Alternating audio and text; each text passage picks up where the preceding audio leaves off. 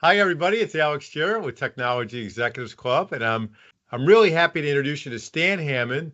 Stan is our newest Board of Advisor member, and Stan, welcome.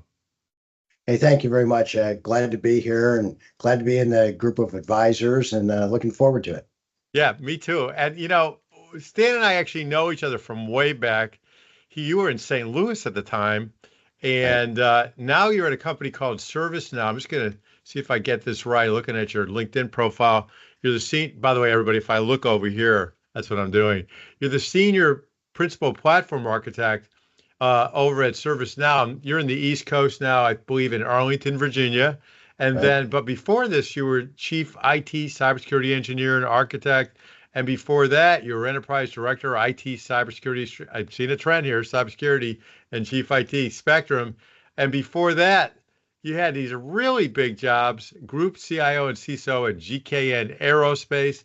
And Right. prior to that, 16 years at Pfizer as group CIO. Wow. Yeah. Well, it was fun. Fun ride. Yeah, you've had a great ride. And you know, I'm just going to say this. You probably could have retired early looking at your background, but you chose Well, to keep contributing. no, you're right. I could have, but with three daughters and three college tuition bills, that it's a limiter on how much cash flow you have going through your fingertips. Yeah, when they say, "Oh, we can go to an Ivy League now, or we can go to a private school now," right? Right. All of a sudden, it's like, financial advisor calculator. Maybe Right. another couple of years of doing this gig. I get it. I get it. Yeah. God And I'm bless you. proud of the girls. They've done a great job in college. So I was glad I could pay for it. That's well, congratulations on that. It sounds like we were talking offline before this interview, and it sounds like they're doing great. And just real quickly, just so everybody gets a sense of it, you were telling me prior to Baxter, because everybody's going to say, how'd you get that big job at Baxter? I think that background, just to start, is actually kind of interesting. Not Baxter, that background at Pfizer, just to start, is really interesting. You became group CIO. Prior to that, you were senior director of enterprise technology, and prior to that, director of enterprise technology. But you were just telling me your background, and you were actually at a couple other companies, and one was an EpiPen company, and Baxter acquired them. So this is one situation where M&A actually helped somebody's career. No offense to Well, any M&A guy out yeah, there. yeah, it helped, but I'll tell you what, there's a few lessons learned in that one. Let's hear it. And so, for example, I was a director. Well, all the VPs got let go. So, Ah, being a director, I kind of like that title, because the VPs, when you smash two companies together, yeah, VPs lose no matter what. So depending on who you're on, and I've been on both I've been acquiring companies with the company I've been with, and I've been on the acquired version. yeah. So it's a different dynamic, and you really have to take your lessons learned and watch yourself. Pfizer, for example, had an account that they had when they closed their books that the rounding error on that account was more revenue than our whole company. Yeah, so when you take 70 billion and you round it to the nearest buck, yeah, you're talking a multi-million dollar revenue exchanges. Now, of course, they're in accounting, they just do a reverse entry the next month Yeah. and it's all clean. But nonetheless, you realize how significant or insignificant you are when you get into one acquisition meeting where a rounding error is your revenue line. I bet their expense account is bigger than my revenue. One of the, Probably, probably, I yeah. mean, the head salesperson. Yeah. Well, it's pretty amazing. Pfizer closes 700 entities monthly in like 3 days. That's amazing. That's Yeah. amazing. Yeah. We used to call it, you would Pfizerize your IT systems. Yeah. So, Well, listen, thanks. Let's get into a little more. I mean, I look at your. By the way, I'm for those of you that are listening to this, I'm looking at technologyexecutivesclub.com and the board of advisors. I'm not showing it, so if you're when you're watching this, just go to you can find Stan Hammond, and you said your specialties and areas of interest were innovation, cybersecurity, and technical value, and so we'll get to that in a little bit. But what I want to do now is go way back, and I noticed that you started out at Trinity International, right. And where was that? It says Bachelor of Arts in That's BA. that's in Deerfield, Illinois, around Chicago. Oh, I know that, dear. It's right off a Half Day Road. Right, right. Yeah. Okay. I didn't realize you started there. Yeah. And I remember when we met in St. Louis, you were telling me about some of that background and you're very actively involved in the community and that church community and all that, which is awesome. And I appreciated that. But then you went to Missouri Baptist University and you got your MBA. And that Right. was a big deal for you because it doesn't say dates. Did you just go, did you go and then work and then get your MBA? Did you go straight to get the MBA or? Yeah, I'm going to show my hands right now because it's Uh, basically was clawing my way through education, and yeah. I did that all while I was working. You know what? There's so many people that I speak to, Stan, that have that same experience. I interviewed another executive that's part of our group, and I think he was in his 40s when he went back and got his MBA. Yeah, I think he was much older than your typical MBA, and he went back and got the MBA and did it while he was working also. right. And he told me how hard that was. So I really admire folks like you It's that really, challenging. It's but you did challenging. it. I mean, I can remember at 2 a.m., leaning down on my desk, just pretty much crying. Studying. Yeah. I'm like, man, this is just not worth it. And what I, help my girls going through their schooling is at that point, you need to realize it's really the toughest point. Yeah, that is the tough, and I'm willing to bet money that a final or an exam is, very near to that experience. Yeah. So it's just mounting, on top of you, and you really just need to, breathe, inhale, and say, I'm just going to do the best I can. I'm just going to do the best I can. Yeah. Yeah. That's an interesting insight at that moment when you're like 2 o'clock in the morning, you're like, it doesn't matter if you're in school, at work, working on a project or whatever, everyone's going to feel that moment.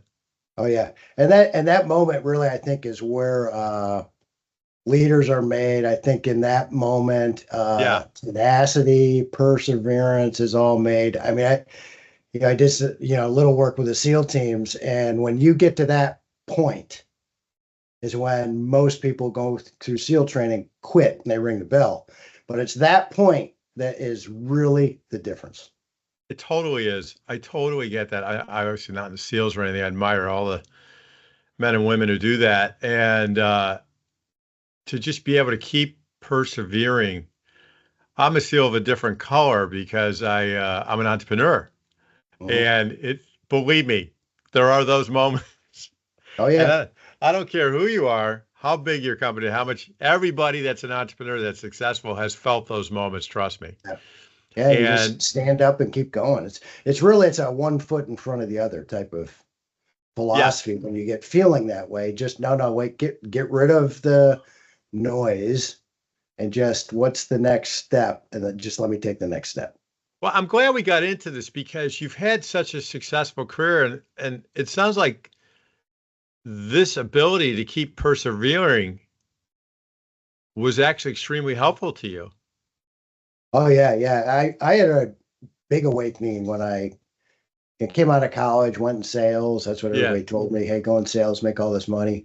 And then when I was doing that, I actually automated a manual process on an old Radio Shack computer. You're kidding. So then I got married, and my wife was in sales too. So my wife was a teacher, she went in sales. I was college, went in sales. And she looked at me and she said, you're really good at these computers. You ought to try to do what you did for your individual territory for many territories. And that was my first job at That's a great Baxter. story. Yeah, that was my first job at Baxter. Was I took my territory management that I did on a computer, went to Baxter and said I could do it for your 80 branches and your, multi-million dollar business. And that was a fun ride. And it was sales and marketing computer systems, which now are CRMs, data Wow. warehouses. It's all that stuff, but it wasn't named then. And I did it for Baxter. And the eye opener on that was that I actually got permission from the National Hockey League during the Stanley Cup to use that branding for me. So I had for Baxter the Stanley Cup, and it was a series of reports that showed how 3% of their customers ran 97% of their revenue. And Wow. they had no idea. They had no idea it was like that. And they changed their whole, marketing and sales approach based on the Stanley Cup. This the Stanley Cup. You've mentioned the Stanley Cup to me before, but never fully described it. That's wonderful. Well, let's go back to that experience because I think this is a great lesson for everybody. Is you were in sales, and did you have your MBA by then at this No, point? I didn't even have a degree at that point. Okay, so you wanted to sell. Look, you go into sales. If you can sell, doesn't matter what degree you got, right? Right. Yeah, Right. you can sell anything. So, once you realize it's not about you, it's about the person on the other side of the Right. table, Right. you know. So, anyways, you did that and then you automated your territory management. You were working at Baxter, you went back to the powers to be and said, "Look, I can help you for everybody." Right. What a Right. what a great story. And I did. I mean, it was a great run. I mean, they had 80 branches. At that point, well, you recognize the names now. So it was Baxter, and Baxter acquired what was then Caremark. Well, Caremark Right. now is CVS Caremark and now Aetna. It's the same Caremark. I was I at got you. Caremark when Baxter acquired them. And then Caremark spun off from Baxter as part of Baxter's M&A, right? They spun off that $1 billion business. So we took I that remember from that. 100. I remember when that happened. Yeah, and we took that from I started with 100 million in revenue, and then when we spun it off, it was a billion, and it was more profitable at that billion, and that was the play. That was the sales and marketing that I was in, was the acquisition, making computer systems look like one, even though you acquired another one. And then from that, I developed the Stanley Cup. Now, there is a real important lesson that I want to mention from that. It Let's hear sounds it. cool, right? But two things happened. One is I was in sales and marketing and I went into the IT org right after I did this. Yes. Well, IT does not like sales and marketing. I And wonder. I was young, didn't know it, right?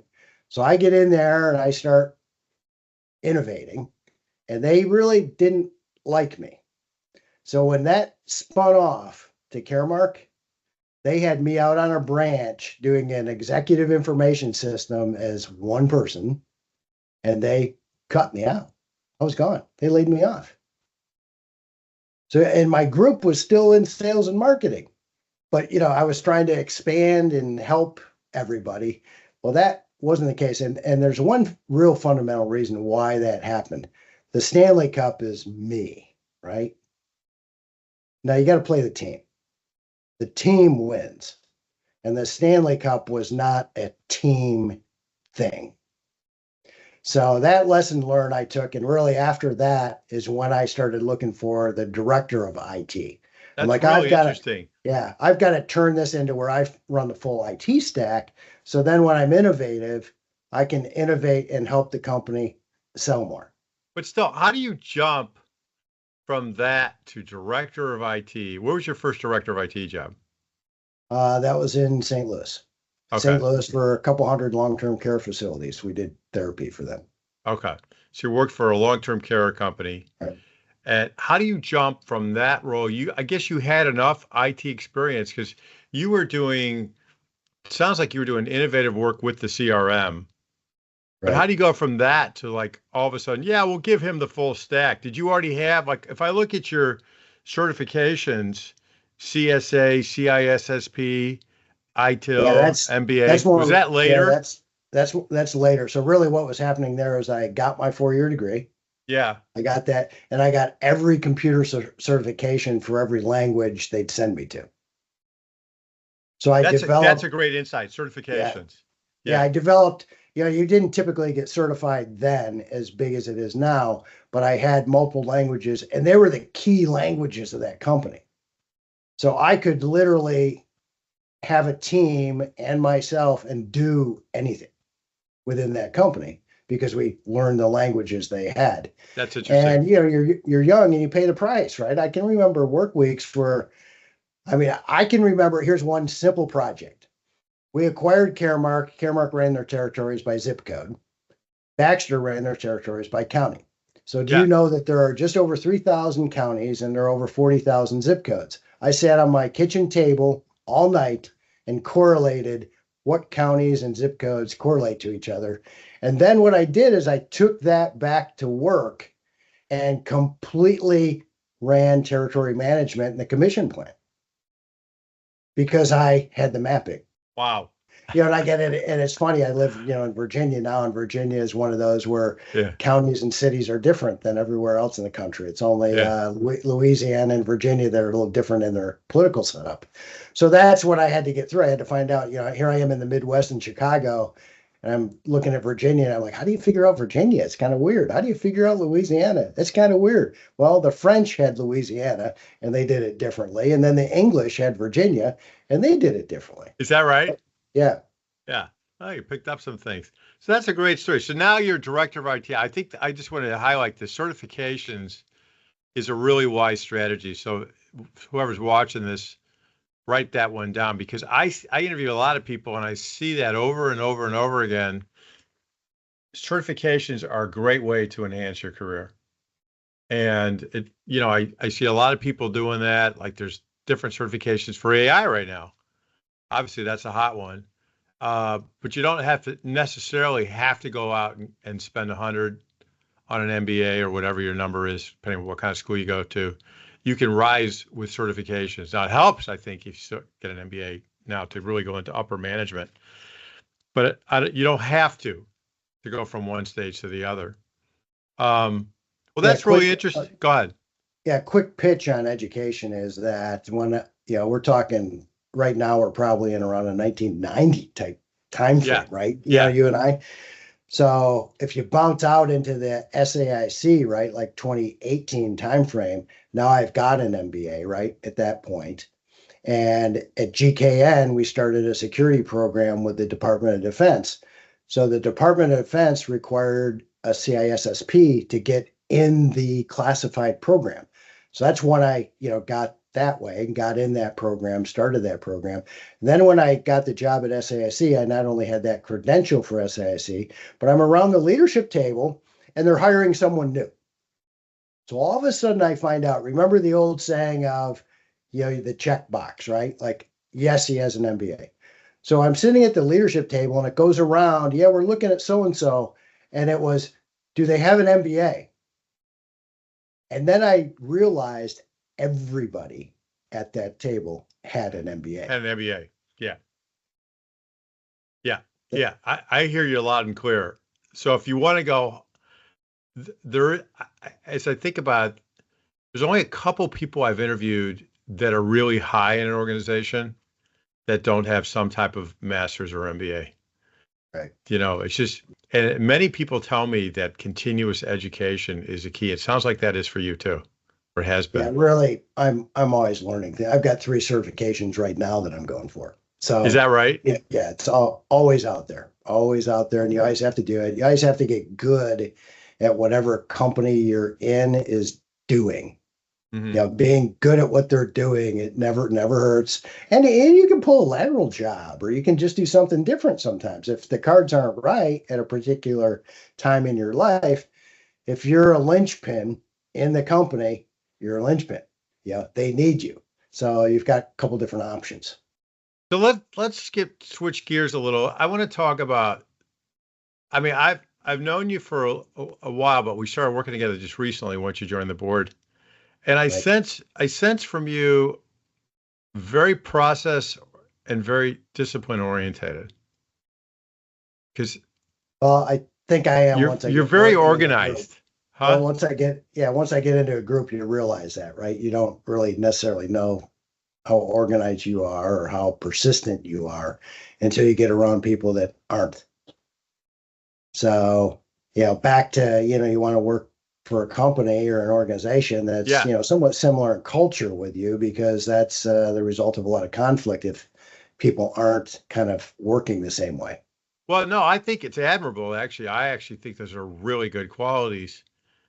But I'm looking at that and I'm saying, how does that, when I look at innovation, cybersecurity, and technical value, I just read them: continued innovation towards increasing company value, sales, and profits; cybersecurity, reducing the event noise to actionable incidents and how to really prevent a breach; and technical value, developing a focus on technical value reduces cost and complexity. Right now, your role over at ServiceNow, you're the principal platform architect. I mean, you're really focused on their main product, right? Helping Right. them. Yeah, what I do is, people, the salespeople sell it, Yeah, and customers buy it, and then my team comes in after they've bought it and said, okay, we want to up velocity and we want to up the value. You bought it, paid a lot of money. So now we want to give you that value back 10x. And then we also want to speed it up. So that's what I do all day, speed it up. And, what can we do to get more value? And there are different ways to do that. But if you flip back all the way to Baxter, right? I mean, yeah. that's what I've done. I mean, That's what I'm saying. That's exactly what I've done. That's what I'm everywhere. trying to get to. Yeah. Yeah. Yeah. Thanks for saying that. But okay, so what's your secret sauce? I go back to Baxter. You had an enthusiasm clearly for the project. Mhm. How did you figure that out? Because if I look at your career, I think we found a really good thread here. You've been consistently finding this really, I'll call it high added value. You call it technical value. I think it's a mix of innovation and technical value. Yeah. So, Yeah. A couple comments on that is if yeah, you look at my background, I think even one time you challenged me, you seem like a consultant. Well, yeah, I would have been perfect in a consulting job. But I realized though, with having a family, that the out on Sunday, back on Thursday consulting, cycle yeah, is not good for a family. So what I did is I worked real hard to find a company with a huge problem. So that that's interesting. Meridian Medical Technologies, that long-term care company, all those had very large problems. And Meridian, in fact, was in the red. So they were assembling a leadership team to take them out of red and into black with the EpiPen. You look at the EpiPen now and it's like, wow, man, that thing's fantastic. Well, in 1998, it was not fantastic. And it was in the red, having a recall. I think they had 2 or 3 recalls on the device when I showed up, and then they developed that leadership team. So it was a locale in St. Louis, high workload, and a huge problem. And then we just went to task, and started solving each problem. And they were not automated. They had an ERP system that was running parallel to their manual system at that point. So what qualities do you think you brought to the table to help them solve that problem? Well, one, to run a manual system and a computer system, parallel and balance the books every month is just a complete waste of time, right? And then they had a quality system. Pharma always has their quality systems. Yeah. They had a quality system completely manual. Well, there were some automated ones at that point. We took their messaging system, and they had an AS400 then running the ERP. So we took the strength of an AS400, the strength of Lotus Notes, really developed a concept where, again, like the Stanley Cup, right? But I didn't bring that forward. I kind of developed the team. Wasn't the Stanley Cup, it was the company team cup. It was the team, it was the team. So then my team that we organized basically made it so that we won't have another recall. Well, how will we not have another recall? Well, we'll have a quality system that, in fact, takes care of the quality on it. And I was written up in CIO magazine and stuff back in those years because I had taken things that were manual and now they're computerized. And today, ironically, they're running over 10 of the quality systems I put in place with my team. They're running the ERP from the 90s still at that Pfizer location. Now, granted, it's spun off now, but they're still running the same ERP. And it was just because of the strength of the transaction. We had the FDA in. The FDA looked at our transactions and our audit logs. Yeah. It's a strong thing. And that job, you learn new things too at jobs. And we had floods. We had lightning strikes. We had electrical storms. We had equipment failures, all at that location, and we stayed in business and didn't miss a day of production. And we had up to 4 feet of water in some of our facilities. Wow. So it just, you learn a lot too. It's not just all, one way. It's many different ways. In fact, by the end of that job, it was more where my leadership team was, hey, if you want something done, you go to Stan. How much? That's great. I want to get into lessons learned with that. I mean, what was the big lesson learned in that experience? Because you've had so many insights just in this interview, just starting off. We're about halfway Yeah, I now, would say but the biggest thing I learned there was we yeah, got involved in, running the day to day a lot, right? That was my responsibility. that's what I'm hearing. Yeah, But running the day to day is extremely important. You talk about a football team with blocking and tackling. The that's right. fundamentals are Yeah, extremely important, and they can't be disregarded in any way. But at the same time, this innovation end, the Manhattan Project, getting the EpiPen so it doesn't have any more recalls, these things that are game changers for that business. You, my team was the technical arm to the solution gotcha. in that So innovative category. And we take separate people because it's people think different ways. And blocking and tackling a person is not the person throwing the long pass in the end zone and the innovating. They're two different people. And that's probably the lesson I learned there is they're two different people. Don't try to make yeah, a lineman a running back or don't try to have him catch passes. They don't do it. that's really interesting. It does. You put a couple lessons in there. So you were running almost like I don't think you were the COO, but in your area you were running operations for all these processes that the business has to do day to day. And you talked about how there was a waste of time because some of it was offline, now it's online. So you fix that. But then you have to be able to understand that and the processes and the type of people that can make that engine keep going. And then come back and say, we got to innovate. We got to get this, it sounds like that big problem with everybody it was aware of, and you helped them solve it. So that's clearly a different type of skill set. So would you describe yourself as the innovator person or the organized person? Or are you an organized person that learned how to innovate? Or are you an innovate? Not that this matters. You can do them both. An innovative person that learned how to organize. I think the innovation, just, the best man at my wedding, we were two computer Yeah, guys at that yeah, point. And, my best man was always wanting to know how it worked. I was always, what do we do with it? And really, what yeah, do we do with it is a business, right? How do you yeah, take technology and do something, do something like make a lot of money with it? How yeah. do we keep customers happy? How do we follow up with customers? How do we take a product and make sure that it's inspected correctly? Because if it's not inspected correctly, the FDA won't let you ship it. Yeah. So those critical points are innovative points that you can use to speed up the org. If you sit in there, like a lot of people will, retest, rework, put a lot of paperwork around a process to make sure that it's very low risk. That's not me. I mean, I can do that effectively if that's the end game that Yeah. we end up concluding, but I go down fighting a lot. Yeah. That's interesting. That's great, great, great comments here.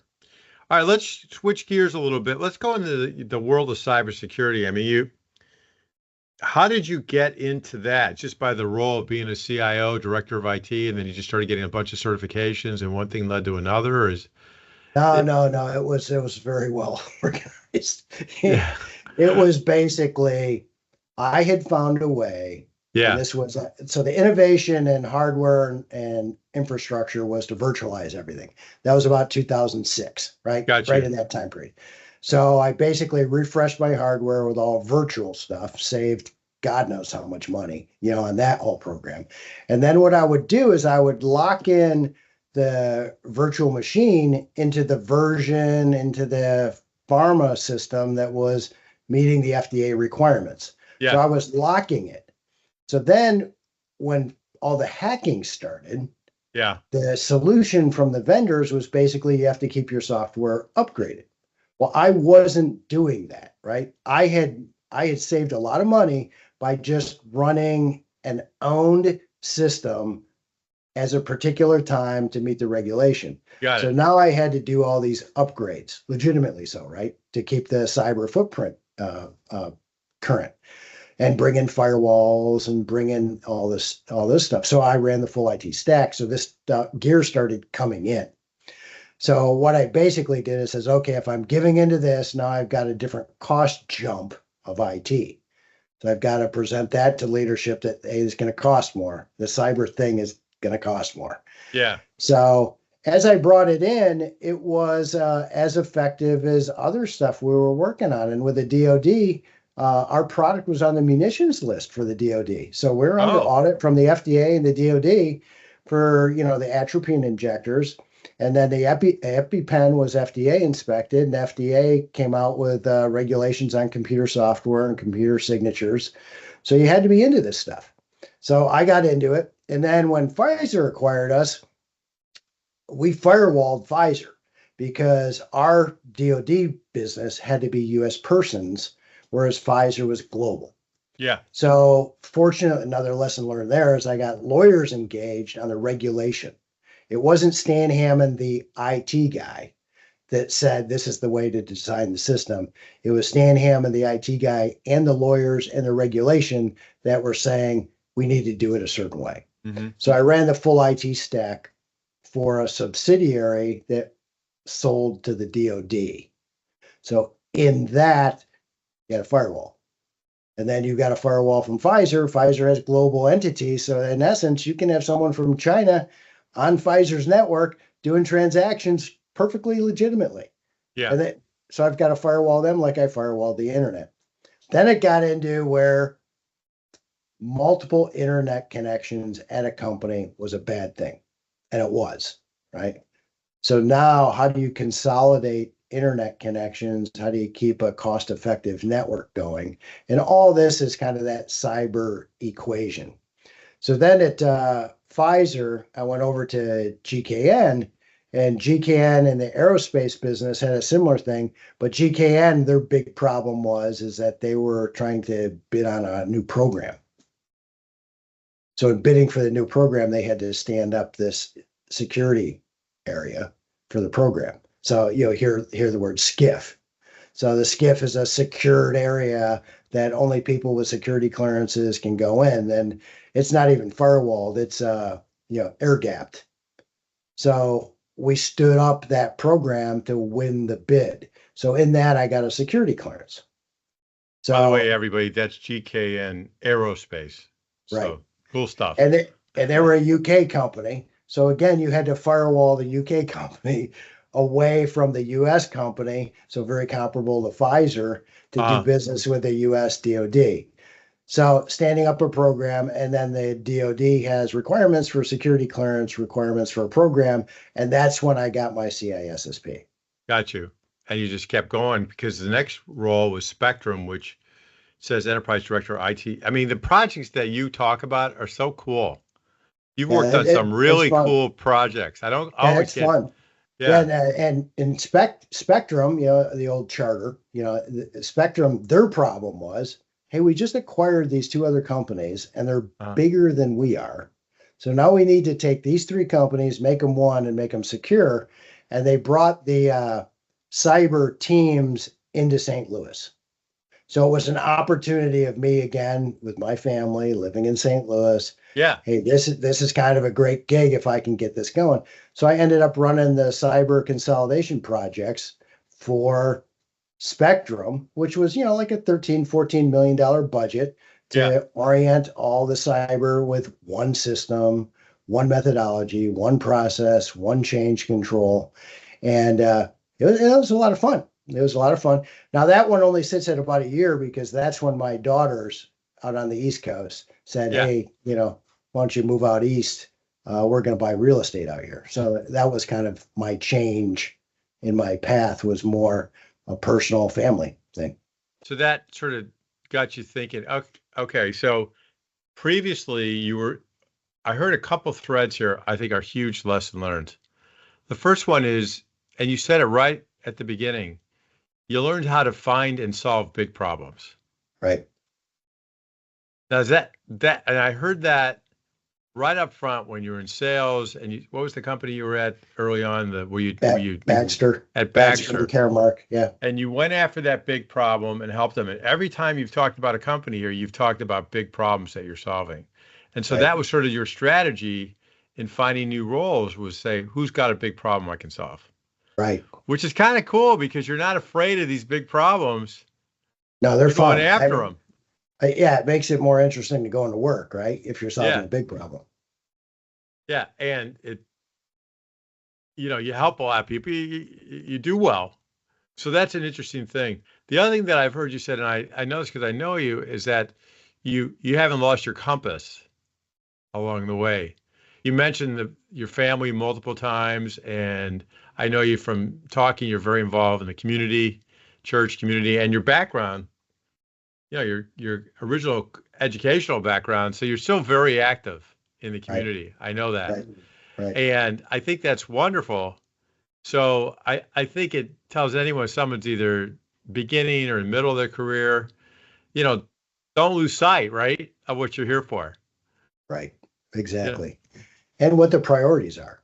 Yeah. I mean, sometimes your job will be the highest priority just because it's the appropriate time to get something done, Yeah. but it's also the appropriate time to negotiate with your boss to say, I'll do this one for you, but at the other end of this, I want some time off, or I want a promotion. I mean, I got promotions all through there too. So it Yeah. depends on, but you definitely want to negotiate with the problem and with the cycle of the problem, and Got not you. in a bad way, just a very productive way that I'll do this and I have no problem doing it. And then what do you think you'll do for me? I'm just asking, right? You just ask. And then a lot of That's a times nice if way you to have a say good, it. yeah, if a good manager's out there, they want to keep you happy. And I was never unhappy. It was more as I take on more responsibility, It's only fair. the rest comes, right. Yeah, it's only fair. So it sounds like your sales background actually did real well along the way. Yeah, I think it Yeah. did. That was helpful to have that type of background and when we talk about big problems, right? Yeah. If you're in sales too, you kind of want to find a big problem and you want whatever Want to you're solve it. selling to solve that big problem or have a chunk of it anyway. That's exactly right. Okay, so I know from talking to you previously, you have this concept of you were at Pfizer and some of these other really big jobs. You had lots of teams, and you were running the whole show in that way. But now you've talked about helping people become a difference maker, like you have been, or as an individual contributor. And I think in different roles, you've seen yourself more and more in that role versus this bigger role, but you're still accomplishing a great deal. So what are some of the lessons? How would you describe that concept and some of the big lessons learned? Because I know you really go out of your way to help people with this issue. Right, right. Yeah, so I guess I would like to start with if you're doing well at a company and you have a good sized team and a good budget, hey, I'm all for you. Go for it. I mean, you can change a lot of things with a big team and a big budget and take that opportunity and run with it. So where I turn the corner is that type of a job consumes you. Yeah. So in that consumption, you've got to somehow have a checkpoint. So if you have a company that gives you a checkpoint and gives you work-life balance and you're happy with it, and they've got vacations and you have, a second in command that you trust, and if those things are in line, keep going, keep going, run the place. But if it changes in different ways, this individual contributor role is basically there's no HR issues because you're the unit of one. Now, can I leverage up and make a big innovation difference at an enterprise?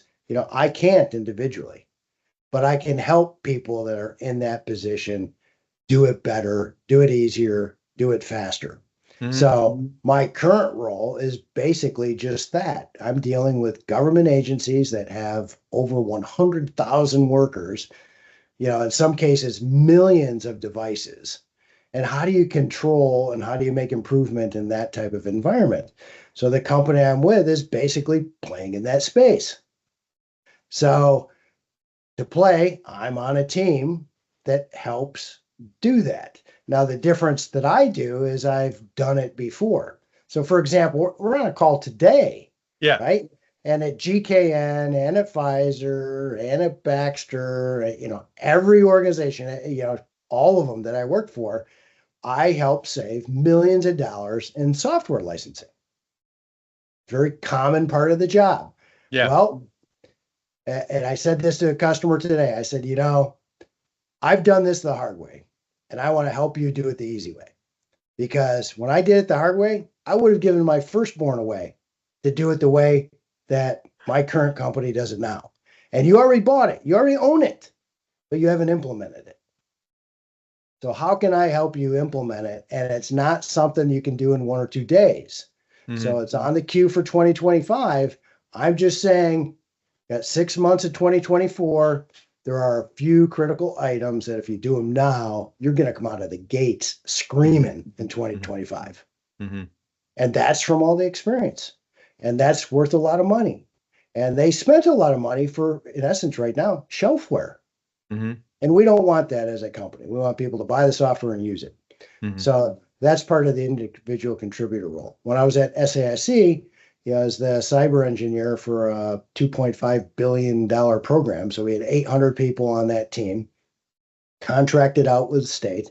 We were competing and getting against, nation states. So Russia, Iran, North Korea, and China. Right. So that's a lot of activity in the cyber world. So you learn a lot of lessons, but there are ways to make your systems compliant and also protect against such an enemy like that are shorter, more innovative ways to do it. And that's what my team did at State Department. And for example, when COVID hit, we went from 10,000 remote users to 100,000 remote users in 3 weeks. Wow. So that doesn't happen by chance. So COVID hit more that March, April timeframe. We were planning from January, in essence, lighting up our innovation and saying, if this little disease that we're hearing about puts people back home, how are we going to have more remote workers?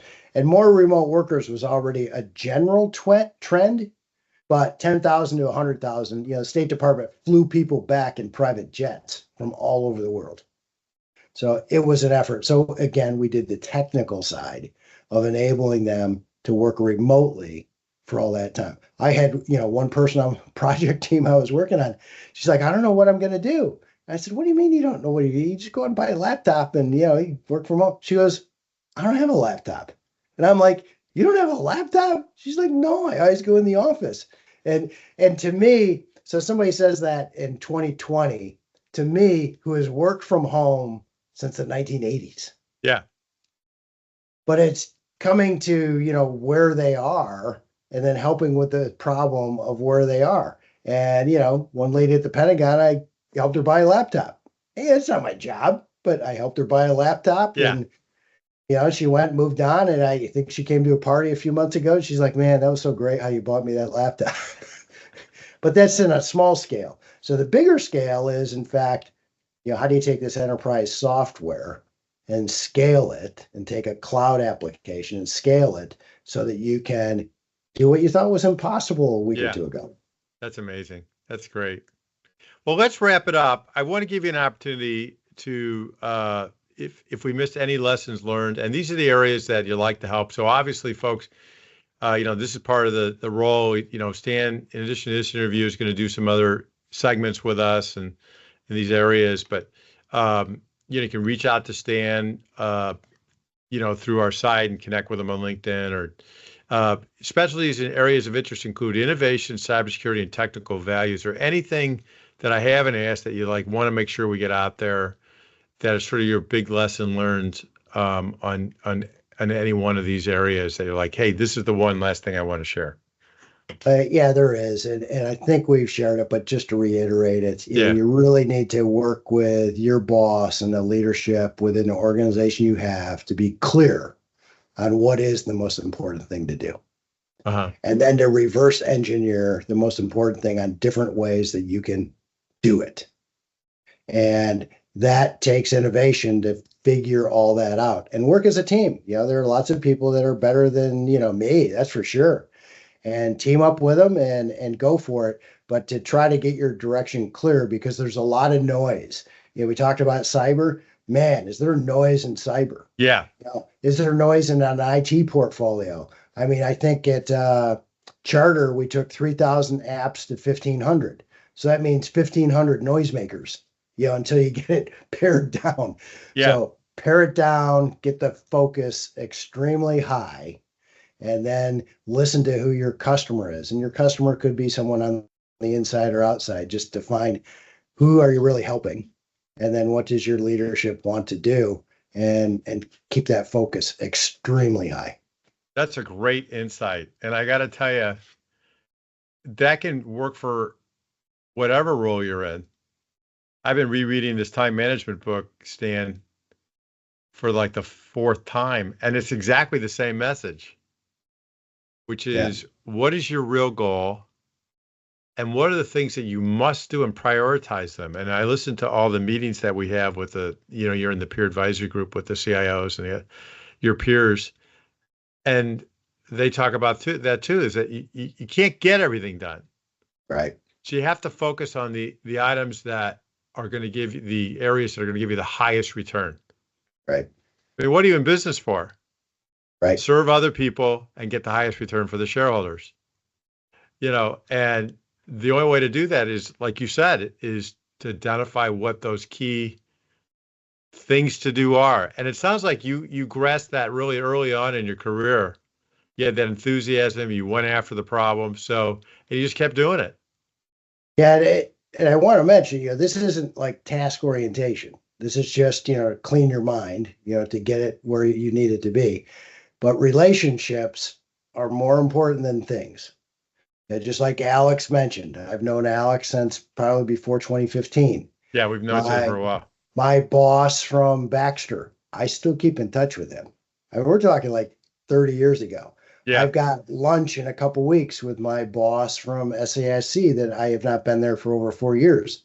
So the relationships and taking care of people, this isn't just, I'll solve your problem and move on. No, I'll solve your problem and you get a meaningful relationship out of it. It may be completely professional, which is fine, but people need to know that you can help them. And when you say something, you try your darndest to do it. Yeah, I tell you, that's the best tip of all. I think you gave us. You gave us a lot of great tips to that. I like ending on that one. So, when you help someone, you work with somebody, do your best to get a relationship out of it. Right. And that means helping people. Yeah, sure does. Yeah. So thanks, Alex. I appreciate the time today. Well, thank you, Stan. Welcome to the board again. Great interview, a lot of great lessons learned, and we really appreciate you being part of our community. Thank you.